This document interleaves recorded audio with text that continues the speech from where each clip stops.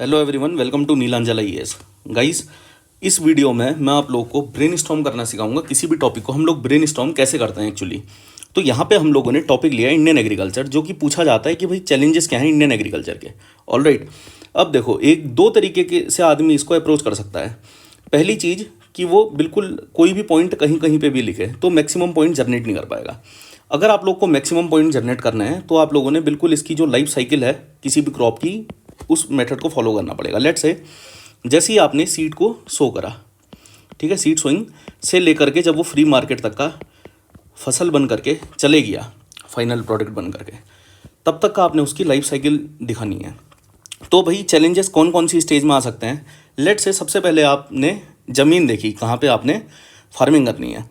तो लैंड में क्या दिक्कत है, लैंड फ्रेगमेंटेशन की प्रॉब्लम है। ठीक है, छोटे छोटे लैंड है, कंसोलिडेटेड नहीं है। तो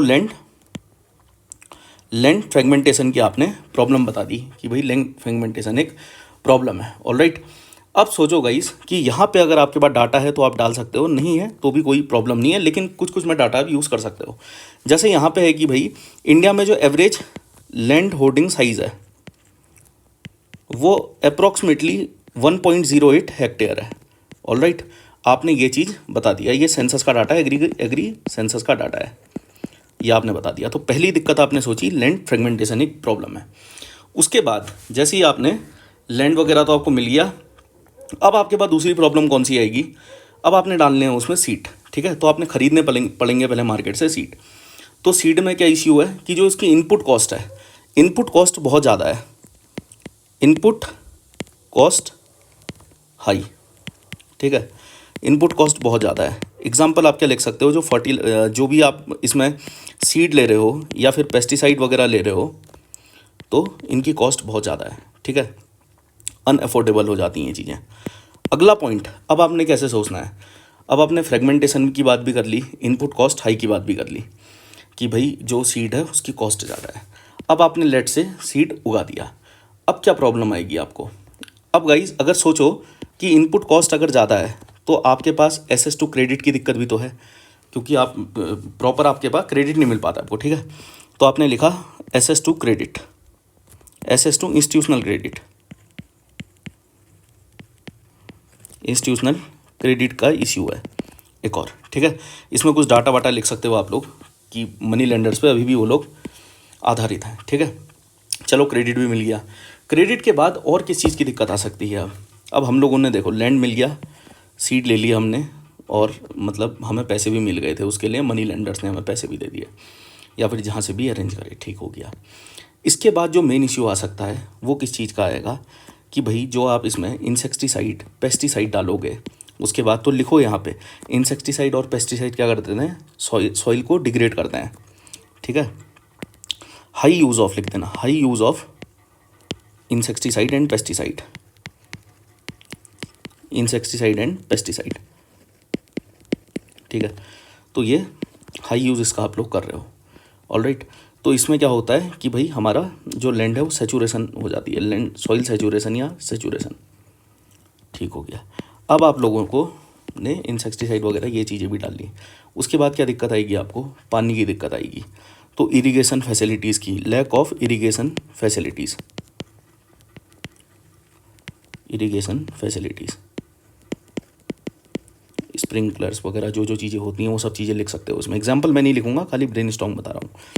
अब आपने लिख दिया कि भाई इरिगेशनल फैसिलिटीज़ की भी प्रॉब्लम आती हैं। ठीक है, लैंड फ्रेगमेंटेशन हो गया, उसके बाद आपने बीज डाल दिया, फिर आपने पैसे भी ले लिए, उसके बाद इंसेक्टिसाइड पेस्टिसाइड डाल दिया, अब इरिगेशन की दिक्कत आ गई आपको। ठीक है, अब सोचो गाइस इसके बाद और किस चीज़ की दिक्कत आती है। चलो इरिगेशन भी कर दिया, सब कुछ कर दिया, अब सोचो क्लाइमेट अनसर्टेनिटी कितनी है। मॉनसून आ गया तो लिखो heavy dependence on, over dependence on monsoon, dependence on monsoon. हमारा जो एग्रीकल्चर है वो मॉनसून ड्रिवन है। ठीक है, तो एक चीज़ आ सकती है इसकी दिक्कत। उसके बाद लेट से मॉनसून, फिर क्लाइमेट चेंज एक बड़ा फैक्टर है, क्योंकि फसल अभी उगी नहीं है ना, अभी तो प्रोसेस चल ही रही है, हो सकता है क्लाइमेट चेंज से कोई इश्यू आ जाए। तो क्लाइमेट चेंज ये तो हर जगह आना ही है, क्लाइमेट चेंज का इश्यू।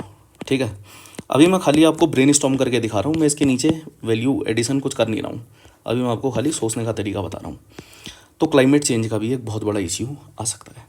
ठीक है गाइस, चलो क्लाइमेट चेंज का भी आपने कर लिया। उसके बाद आप और चीज़ें भी लिख सकते हो हालांकि, लेकिन लेट्स से अब तुम्हारी क्रॉप उग गई, ठीक है, तुम्हारी क्रॉप उग गई, उसके बाद अब तुम क्या करोगे, उसको कहीं ट्रांसपोर्ट करोगे पहले स्टोर करने के लिए, स्टोर भी तो करोगे ना, तो लिखो lack of cold storage facilities.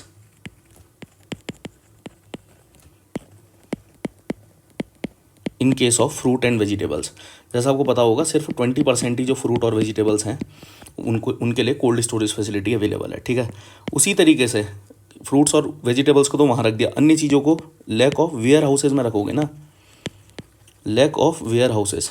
ठीक है, मतलब ये इंफ्रास्ट्रक्चर की कमी है, हमने ये भी लिख लिया। ये सब बिल्कुल जेन्युइन प्रॉब्लम्स हैं जो इंडियन एग्रीकल्चर में है। ठीक है, वेयर हाउसेस की प्रॉब्लम्स भी हमने सॉल्व कर ली। चलो उसके बाद क्या करोगे आप, इन्हें कहीं ट्रांसपोर्ट करोगे तो हाई ट्रांसपोर्ट कॉस्ट है पहली चीज़ तो, और दूसरी चीज़ क्या है, ट्रांसपोर्ट इंफ्रास्ट्रक्चर की भी प्रॉब्लम है कई जगह, तो ट्रांसपोर्ट इंफ्रास्ट्रक्चर आपने लिख दिया। अब क्या और क्या प्रॉब्लम आ रही है, सोचो, बिल्कुल इसी क्रम से सोचो आप लोग। ठीक है, इसी तरीके से सोचो। इसके बाद ट्रांसपोर्ट भी कर दिया, अब वो जो फसल है अब वो जाएगी आपकी मार्केट में, ऑलराइट, तो भाई आपसे लेंगे मिडिल मैन, तो मिडिल मैन की बहुत बड़ी प्रॉब्लम है। ठीक है, problem with middle man, problem of middle man. ठीक है, ये आपसे 2-3 रुपये 10 रुपये किलो लेंगे और बेचेंगे 40-50 रुपये किलो, तो मिडिल मैन की बहुत बड़ा इश्यू है एक।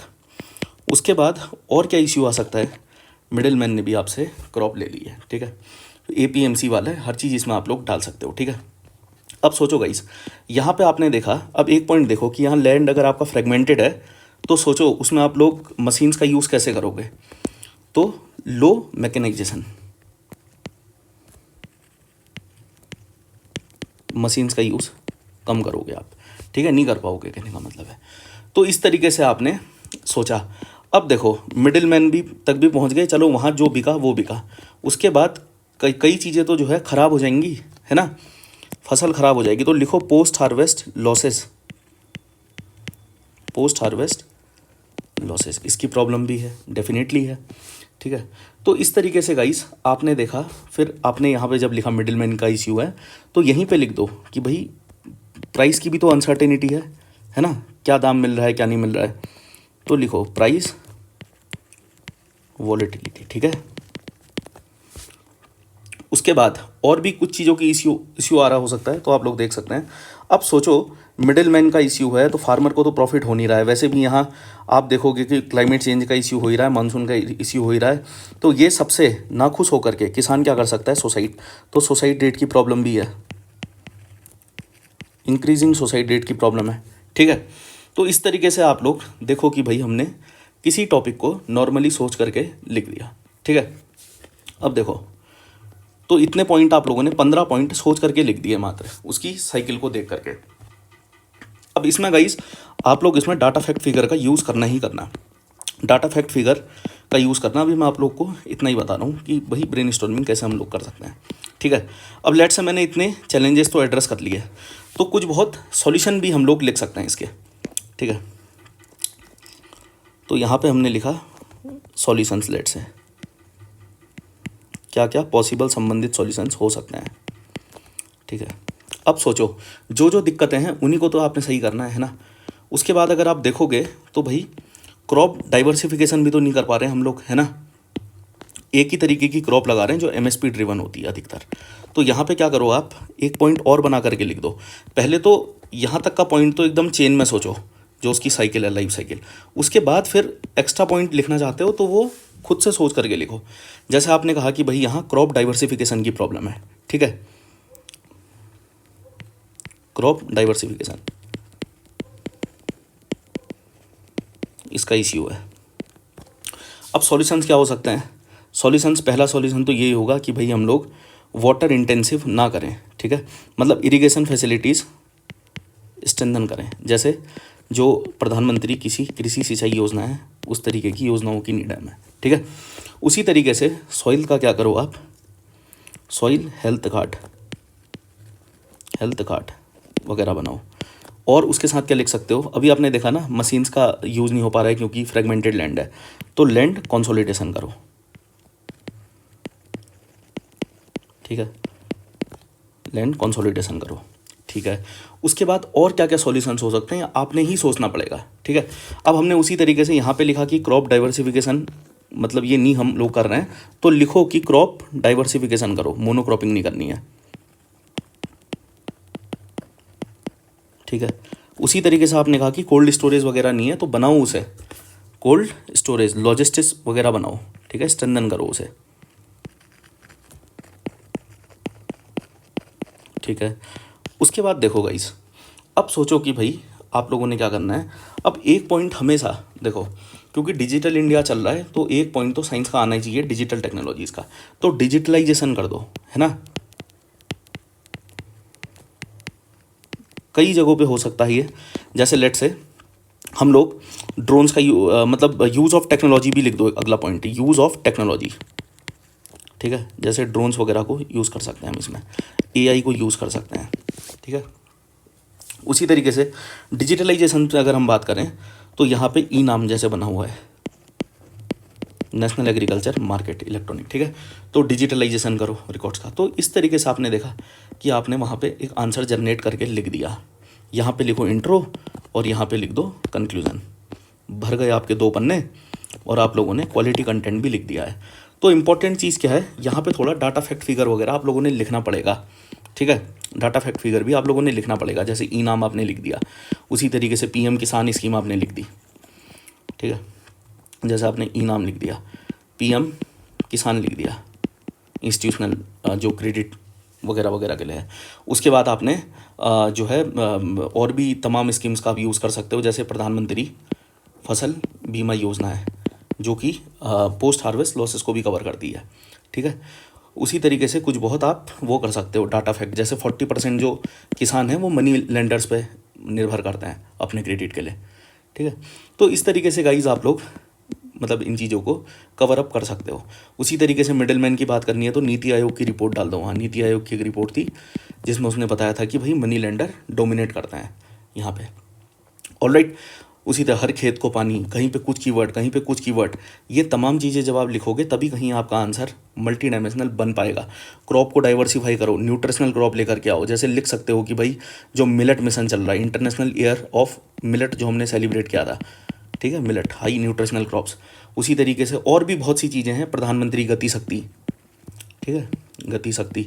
इन चीज़ों को मतलब वो चीज़ें जो आपने एकदम से आपके दिमाग में आ जाएँ, जैसे किसान क्रेडिट कार्ड, ठीक है। तो ये सब चीज़ें गाइज आपने लिखनी है, वहाँ जा कर के ऐसे सोचना है, तब जाके कहीं आप बहुत कम टाइम में एक अच्छा आंसर लिख पाओगे, एक अच्छा आंसर लिख पाओगे, क्वालिटी आंसर।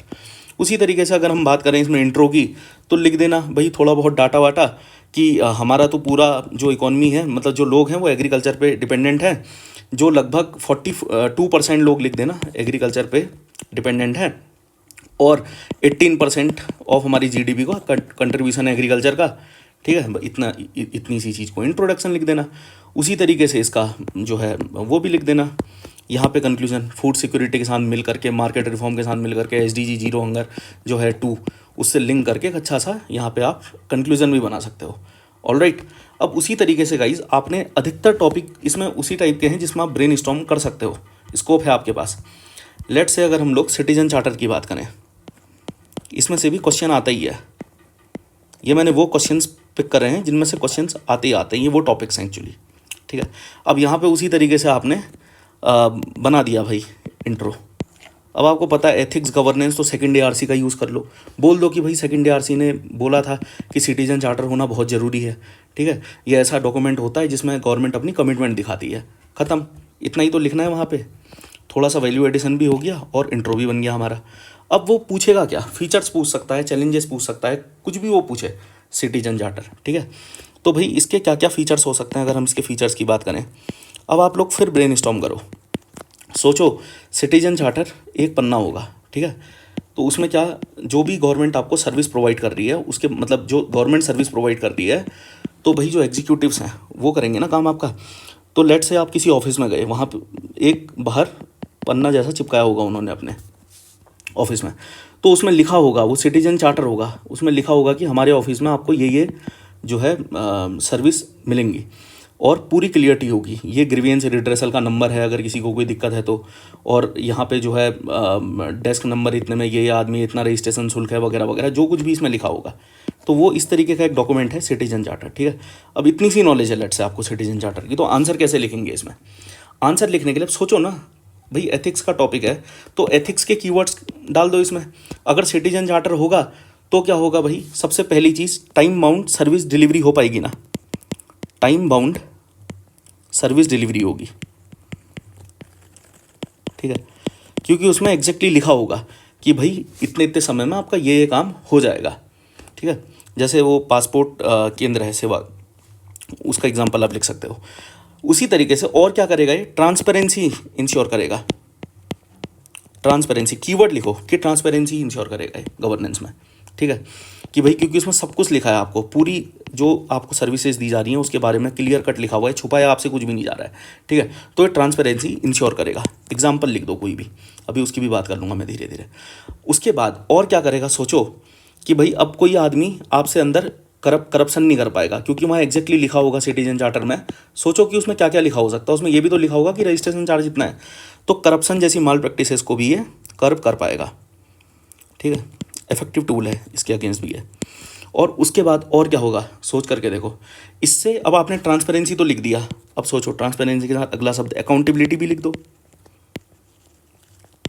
क्योंकि इससे हर चीज़ पॉजिटिव ही हो रही होगी ना, तो भाई अकाउंटेबिलिटी भी इंश्योर होगी, ठीक है, सिटीजन चार्टर से। उसी तरीके से इसमें ग्रीवियंस रिड्रेसल मैकेनिज्म भी होगा, कोई नंबर वंबर भी लिखा होगा, तो लिखो कि ग्रीवियंस रिड्रेसल मैकेनिज्म इससे होगा, ठीक है। और साथ में और क्या क्या चीज़ें हो सकती हैं इसमें, कि भाई आप लोग इसमें जो है इतनी चीज़ें तो गाइस मतलब इसने आपके लिए कर ही दी हैं, ठीक है। अकाउंटेबिलिटी होगी, ट्रांसपेरेंसी होगी, करप्शन कम हो गया, टाइम बाउंड सर्विस डिलीवरी होगी, ग्रीवेंस रिड्रेसल हो गया, ऑलराइट। अगर आप लोगों ने लेट से इतने फीचर भी लिख दिए तो इतने फीचर भी बहुत हैं। हालांकि कुछ और फीचर भी आप लोग सोच सकते हो और जो है लिख सकते हो उन्हें, लेकिन अब इसके साथ चैलेंजेस क्या क्या हो सकते हैं सोच करके देखो, ठीक है। और एक और पॉइंट लिख दो कि क्वालिटी सर्विस डिलीवरी होगी, टाइम बाउंड तो हो ही रही है, क्वालिटी भी होगी, क्वालिटी सर्विस डिलीवरी भी हो रही है, ठीक है।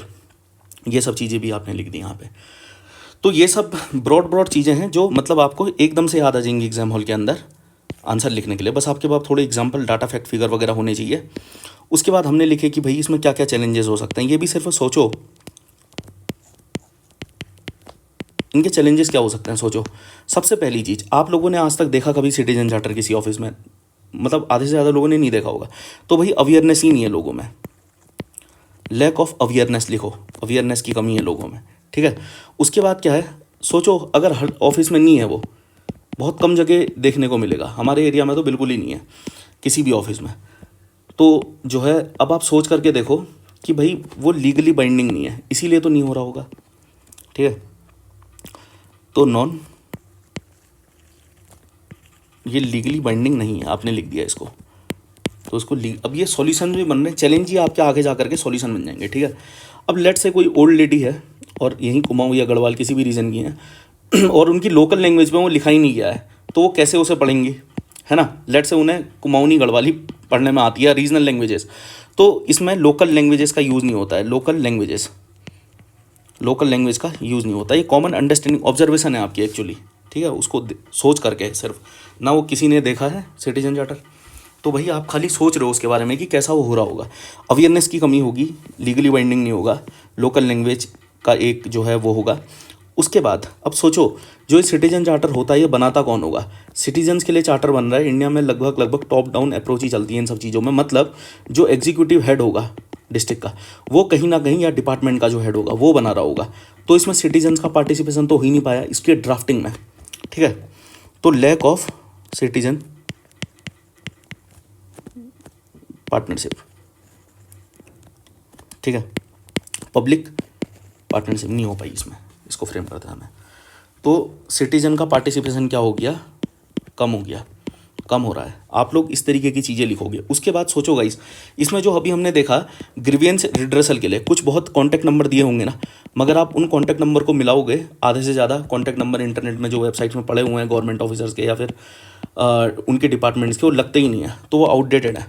ठीक है, तो लिखो कि भाई जो कॉन्टैक्ट नंबर है वहाँ आउटडेटेड है, उसको अपडेशन की ज़रूरत है उसमें। ठीक है, आउटडेटेड उसमें डाटा लिखा हुआ है और फ़ोन नंबर्स सब आउटडेटेड हैं जो कॉन्टैक्ट नंबर्स हैं, तो हम कैसे उन तक पहुँचेंगे। ठीक है गाइस, उसके बाद इम्पॉर्टेंट चीज़, अब आप सोच करके देखो, अब यहाँ पे एक मान लो लेट से एक सिटीजन चार्टर ही है, सेम ऑफिस है, लेट से ये यहाँ पंचायती राज का कोई डिपार्टमेंट ही है किसी एक ज़िले में और वहीं दूसरे ज़िले में ये ऑफिस है पंचायती राज का। यहाँ पे अलग चीज़ें मेंशन करी होंगी, यहाँ पे अलग चीज़ें मेंशन करी होंगी। ठीक है, मतलब इसमें यूनिफॉर्मिटी नहीं है, यूनिफॉर्म नहीं है, तो लैक ऑफ यूनिफॉर्मिटी। ठीक हो गया, वो होना चाहिए जो कि, तो ये सब आपके चैलेंजेस हो गए। सिंपल, मतलब इसको आपने खाली सोचना है और लिख देना है। उसके बाद सोचो कि भाई इसमें लीगली बाइंडिंग नहीं है, तो इसमें ना मॉनिटरिंग का फ्रेमवर्क होगा, ना इसकी वीक इम्प्लीमेंटेशन होगी। इसकी कौन इम्प्लीमेंट कर रहा है, किसने देखा है। ठीक है, तो वीक इम्प्लीमेंटेशन, वीक इम्प्लीमेंटेशन और क्या, वीक मॉनिटरिंग, ये बन गया आपका आंसर। सिर्फ सोच करके आप लोगों ने लिख दिया इतना। ठीक है, मतलब एक बार आप सिटीजन चार्टर को गो थ्रो करना, रटने की कोशिश मत करना। अब आपके निकलते रह रहे हैं भाई पॉइंट, क्या इश्यू है। ठीक है, उसके बाद आपने क्या करा, इसके कुछ बहुत सॉल्यूशन लिखना चाहते हो, सॉल्यूशन लिख दो। क्या क्या संबंधित सॉल्यूशन हो सकते हैं। आपने लिखा कि भाई सबसे पहले तो इसको लीगली इन्फोर्स करो, लीगल इन्फोर्समेंट करो, इसका लीगल इन्फोर्समेंट। उसके बाद अवेयरनेस कैंपेन चलाओ। ठीक है, उसके बाद और क्या चीज़ करोगे, अपडेट करो टाइम टू टाइम, जो भी नीड ऑफ द आवर है उसके हिसाब से उसको अपडेट करते रहो टाइम टू टाइम। ठीक है, और उसी तरीके से आपने क्या करा कि भाई ऑडिट मैकेनिज्म करो, ऑडिट करा दो। ये सब कॉमन चीज़ें हैं गाइस, आपको ऑलरेडी पता है ना। चेक करो कहाँ लगाए कहाँ नहीं लगाए, पनिशमेंट के मेजर बना दो। ठीक है, तो ये सब चीज़ें आपने बना दिया, देखो आंसर बन गया आपका आंसर, है ना। उसके बाद रही बात कंक्लूजन की, लिख देना कि एक बार बताओ सिटीजन चार्टर है तो ये तो अच्छा ही है ना, ये तो गुड गवर्नेंस में हेल्पफुल ही है, तो बना के लिख दो कि इससे गुड गवर्नेंस इंश्योर होती है, जो ट्रांसपेरेंसी अकाउंटेबिलिटी है गवर्नेंस में वो होती है, लेकिन तो इसीलिए हमने इसको लीगल बनाना है। ठीक है, और ग्रीवियंस रिड्रेसल मैकेनिज्म को भी रोबस्ट बनाना है, तो इस तरीके से आपने इसको मतलब एंड कर दिया। ठीक हो गया, तो ये आपका बन गया आंसर फर्स्ट क्लास। ठीक है, इसमें एग्जाम्पल डालना चाहते हो एग्जाम्पल डाल देना। टाइम बाउंड सर्विस डिलीवरी, जैसे पासपोर्ट सेवा केंद्र का मैंने एग्जाम्पल दे ही दिया आपको, वहाँ मेरे ख्याल से लगभग जो है 30 दिन में पासपोर्ट डिस्पोज हो जाता है। उसी तरीके से और भी बहुत सी चीज़ें इसमें आप लिख सकते हो। ठीक है, अब सोचो एक और पॉइंट याद आ गया, चैलेंज में ये भी तो हो सकता है कि भाई कैपेसिटी बिल्डिंग सिविल सर्वेंट्स की या जो एग्जीक्यूटिव हेड है, ठीक है, इसकी कमी है, तो इसको करो, ट्रेनिंग प्रोवाइड करो प्रॉपर इस पर्टिकुलर चीज़ के लिए जो भी कागज़ का टुकड़ा है। ठीक है, तो गाइस देखो आप लोगों ने आंसर जनरेट कर दिया। At the end of the day आपने वहाँ जा करके आंसर ही लिखना है, कोई बहुत ज़्यादा डाटा फैक्ट फिगर नहीं लिख के आ पाओगे आप वहाँ। ठीक है, तो ये हो गया आपका। देखो एग्रीकल्चर को हमने ब्रेनस्टॉर्म करा, निकल के आ गए पॉइंट। सिटीजन चार्टर को ब्रेनस्टॉर्म करा, निकल के आ गए पॉइंट। ये टॉपिक मैंने एक्चुअली इसलिए मैं आपको बता रहा हूँ क्योंकि टॉपिक भी इंपॉर्टेंट है, ये टॉपिक पूछे जाएंगे। ठीक है, इनकी पूछे जाने की पॉसिबिलिटी बहुत ज़्यादा है। अब जैसे इंक्लूसिव ग्रोथ ही है, बार बार मैं अपनी वीडियोस में इंक्लूसिव ग्रोथ की बात करता हूँ। भाई इंक्लूसिव ग्रोथ एक इंपॉर्टेंट टॉपिक है जो कि आ सकता है वहाँ पे, है ना। तो इंक्लूसिव ग्रोथ में ही कर लो ब्रेनस्टॉर्म। अब सोच करके देखो, अगर यहाँ से जनरल क्वेश्चन आएगा क्या आएगा, भैया फीचर्स क्या है इंक्लूसिव ग्रोथ के, क्या चैलेंजेस हैं, क्या सॉल्यूशंस हैं। मतलब चैलेंजेस सॉल्यूशन तो नहीं पूछेगा, हो सकता है चैलेंजेस पूछ दे, हो सकता है फीचर पूछ दे, या फिर कुछ लिंक करके फिर उसकी मर्जी है वो कुछ भी पूछ सकता है। लेकिन आपने अपने लिमिटेड कंटेंट से ही अपने आंसर को जनरेट करना है। ठीक है, तो यहाँ चलते हैं हम आगे। अब देखो अगेन वही कहानी आ गई, इंट्रोडक्शन आप लिख ही दोगे इसका आराम से। ठीक है, कि भैया इंक्लूसिव ग्रोथ क्या, सबका साथ सबका विकास। ठीक है, तो जो है लेकिन वो कपल्ड होना चाहिए इक्विटी एंड जस्टिस के साथ। ठीक है, ये प्लानिंग कमीशन ने कहा था अपनी जो रिपोर्ट में। तो जो भी है मतलब इसको आप लोग लिख लोगे इंट्रो को, तो कोई दिक्कत है नहीं। अब सोचो इंक्लूसिव ग्रोथ में हम लोग क्या क्या लिख सकते हैं। अगर उसने पूछ दिया फीचर्स, क्योंकि फीचर वो नहीं भी पूछेगा, लिखने तो हमने पढ़ेंगे ही ना, features of inclusive growth. Let say अगर हम इसी को सोचें तो भाई हमें, अब आप सोच करके देखो, अपने आप को रख लो बीच में, सेंटर में। आप लोग को क्या क्या चाहिए? अच्छी हेल्थ चाहिए ना, आपको अच्छी हेल्थ चाहिए, पहले वही पैरामीटर लिख लेते हैं। फिर आपको अच्छी एजुकेशन चाहिए, ठीक है। उसके बाद आपको स्किल चाहिए, मतलब एम्प्लॉयमेंट भी चाहिए ही। उसके बाद आपको अच्छी स्किल चाहिए, ठीक है। उसके बाद आपको चाहिए भाई सोच करके देखो, अच्छा घर चाहिए, घर भी चाहिए ही, हाउस। उसके बाद आपको खाना भी चाहिए, ठीक है। और क्या क्या चीज़ें चाहिए, जो भी तुम्हें चाहिए उसी उन्हीं पैरामीटर के हिसाब से सोचते चले जाओ। तो भाई यूनिवर्सल हेल्थ केयर चाहिए हमें। एग्जाम्पल लिख दो, जो रिसेंट में योजनाएं चल रही हैं उनको लिख दो, आयुष्मान भारत स्कीम जो चल रही है। एजुकेशन से के लिए लिख दो कि न्यू एजुकेशन पॉलिसी जो है 2020 की, या लिख दो राइट टू एजुकेशन। ये सब चीज़ें हमने पढ़ी हुई हैं, इसको यूज़ कर लो बस। एम्प्लॉयमेंट के लिए बहुत सी स्कीम है, जैसे मनरेगा लिख दो। जो है स्किल के लिए प्रधानमंत्री कौशल विकास योजना, स्किल इंडिया मिशन लिख दो। हाउसिंग के लिए प्रधानमंत्री आवास योजना लिखो। उसके बाद इसके लिए पीडीएस, एमएसपी, मतलब कई चीज़ें चल रही हैं ना इस क्रम में, तो ये सब चीज़ें आपने लिखनी है। नेशनल फूड सिक्योरिटी एक्ट लिख दो, फूड के लिए, है ना। उसके बाद आपको क्या चाहिए? जो है आपको कनेक्टिविटी भी, तो वो भी तो चाहिए, रोड इंफ्रास्ट्रक्चर। अगर रोड की बात करें तो कौन सी योजना चल रही है? प्रधानमंत्री जो है कौन सी योजना है वो? ग्रामीण सड़क योजना, ठीक है। प्रधानमंत्री ग्रामीण सड़क योजना लिख दो। ये चीज़ें बिल्कुल लास्ट माइल आदमी को जो चीज़ें चाहिए वो चीज़ें मेंशन करो अपने आंसर में। जो आदमी लास्ट में बैठा हुआ है, लास्ट माइल है, सोचो हेल्थ चाहिए, एजुकेशन चाहिए, एम्प्लॉयमेंट चाहिए, स्किल चाहिए, हाउस चाहिए, फूड चाहिए। उसके बाद इंफ्रास्ट्रक्चर भी चाहिए ही, रोड, ठीक है। कम्युनिकेशन के लिए भी, कम्युनिकेशन वाली चीज़ें भी उसे चाहिए ही। वो आप लोगों ने सोचना पड़ेगा क्या क्या हो सकता है बेस्ट पॉसिबल, ठीक है। और चीज़ें भी आप लोग सोच सकते हो इसके अलावा, मतलब इसमें, ठीक है। नहीं कुछ सोच पा रहे हो तो कम से कम इतना तो सोच लो, ठीक है। ये सब चीज़ें होगी। उसके बाद और भी चीज़ें लिख सकते हो। तो भाई और क्या चाहिए आपको? आपको जो है सोचो कि भाई हमें जॉब्स के लिए तो मैंने बता दिया आपको स्कीम, है ना। फाइनेंशियल इंक्लूजन लिख दो, कुछ नहीं आ रहा तो फाइनेंशियल इंक्लूजन लिख दो, प्रधानमंत्री जनधन योजना, ठीक है, जिसमें 21 करोड़ बैंक अकाउंट खुलाए गए थे। उसके बाद और अगले पॉइंट बना दो, अगले पॉइंट बनाओ। अब सोचो इंडिविजुअल के लेवल पे तो आपने सोच लिया, किसानों के लिए भी तो कुछ चल रहा होगा। तो डिजिटलाइजेशन जो एग्रीकल्चर के लिए चल रहा है, एसेस टू मार्केट, ई नाम, वही जो अभी हमने ज़रा देर पहले देखा था, ठीक है। उसी तरीके से आप सोचो कि अब उन पैरामीटर्स को देखो जो हमने कम कम करना है। जैसे लेट से हमने पॉवर्टी कम करनी है ना, तो लिखो कि भाई पॉवर्टी और इनइक्वलिटी को हमने रिड्यूस करना है, ठीक है। तो इसके लिए कोई स्कीम लिख दो। उसी तरीके से हम लोगों ने और हमें जो जो चाहिए, देखो आप लोग को सोशल मतलब सिक्योरिटी भी चाहिए ना, सोशल सिक्योरिटी भी तो चाहिए आपको, ठीक है। वो पॉइंट भी मेंशन कर दो, जो जो तुम्हें चाहिए वो तुम मेंशन कर दो। उसके बाद तुम्हें लोकल गवर्नमेंट ही तुम्हें हर चीज़ प्रोवाइड करती है, पंचायती राज, म्यूनिसपैलिटीज़, तो लिखो डिसेंट्रलाइजेशन, लोकल गवर्नमेंट एम्पावरमेंट, ठीक है। वो चीज़ें भी हमें चाहिए ही चाहिए। उसके बाद हमें और क्या चाहिए? हाँ, टेक्नोलॉजी भी तो चाहिए। तो लिखो कि भाई डिजिटल इंडिया, ये चीज़ें, ठीक है। तो इस तरीके से आपने सोचा इन पिलर्स के अराउंड, आपका एटलीस्ट एक आंसर तो बन गया वहाँ पे, with example, with her cheese, data, fact, figure वगैरह जो कुछ भी है, ठीक है। उसके बाद क्या करोगे इनका? भाई बस थोड़े बहुत चैलेंज वगैरह बता दो, बताने हैं तो। अगर चैलेंज बता दो, चैलेंज क्या क्या हो सकते हैं इसके एक्सपेक्टेड। सोचो कि भाई अभी भी हमारे यहाँ क्या है, जो है डिजिटल डिवाइड है ना, उन्हीं के उल्टे कर लो। डिजिटल इंडिया चाहिए तो डिजिटल डिवाइड है, 38% पेनिट्रेशन, रूरल इंटरनेट पेनिट्रेशन है अभी तक का। तो कैसे हो पाएगा इंक्लूसिव ये हमारा पूरा, ठीक है। उसी तरीके से अभी भी सोचो अब आप कि भाई ग्रोथ तो हो रही है, एम्प्लॉयमेंट भी मिल रहा है, ठीक है, इकोनॉमिक ग्रोथ भी हो रही है, लेकिन वो कैसी हो रही है? जॉबलेस हो रही है, जॉबलेस ग्रोथ, ठीक है ना। यूथ का जो एम्प्लॉयमेंट रेट है एक्चुअली वो 10% है। लिखो इन डाटा फैक्ट फिगर्स को वहाँ। उसी तरीके से और क्या क्या चीज़ें हो रहा है, जो है आपका इनइक्वलिटी बढ़ रही है, राइजिंग इनइक्वलिटी।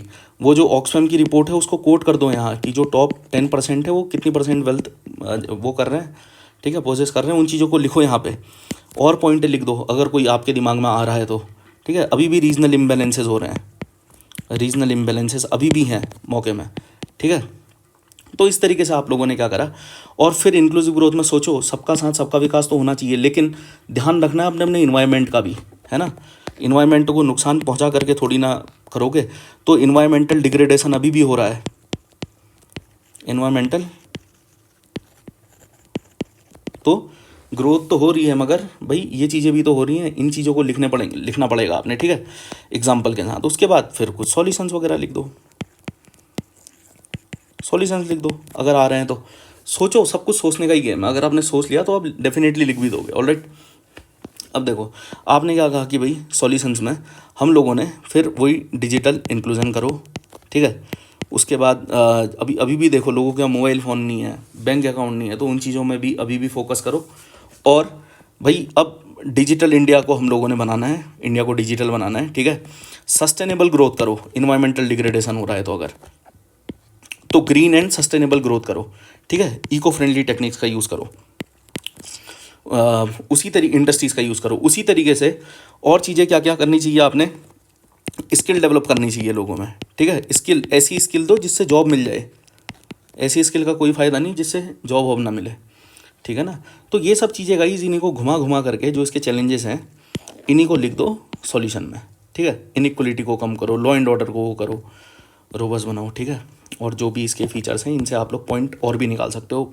अब ये पॉइंट इनफ हो गए तो इससे ज़्यादा इसमें सोच के कोई फ़ायदा है नहीं एज सच। ऑलराइट,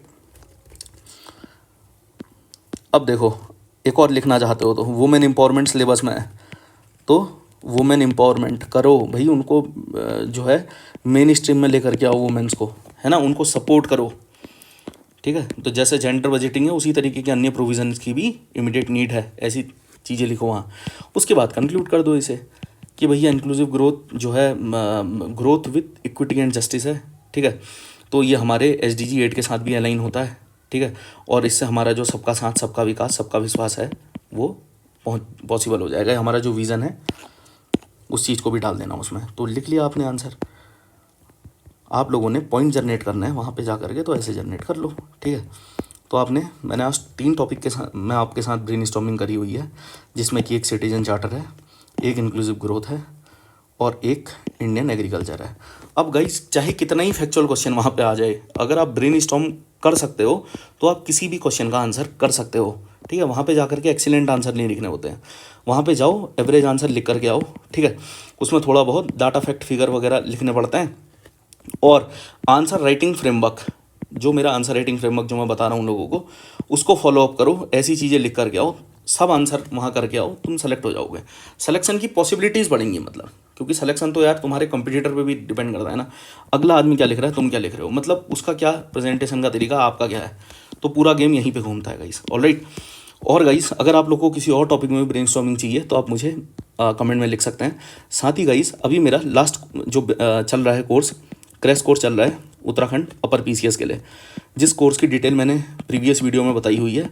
अगर किसी को उस कोर्स में ज्वाइन होना है तो डेफिनेटली मुझे वो मैसेज कर सकता है या कॉल कर सकता है 8535088886, ठीक है। उस कोर्स में मैं आपको आंसर राइटिंग फ्रेमवर्क सिखा रहा हूँ, ब्रेन स्टॉर्म करना सिखा रहा हूँ हर टॉपिक को, कि आप कैसे ब्रेन स्टॉर्म कर सकते हो, कैसे आप लोग आंसर लिख सकते हो उन टॉपिक्स के लिए जो बहुत हाई इम्पैक्टेड है।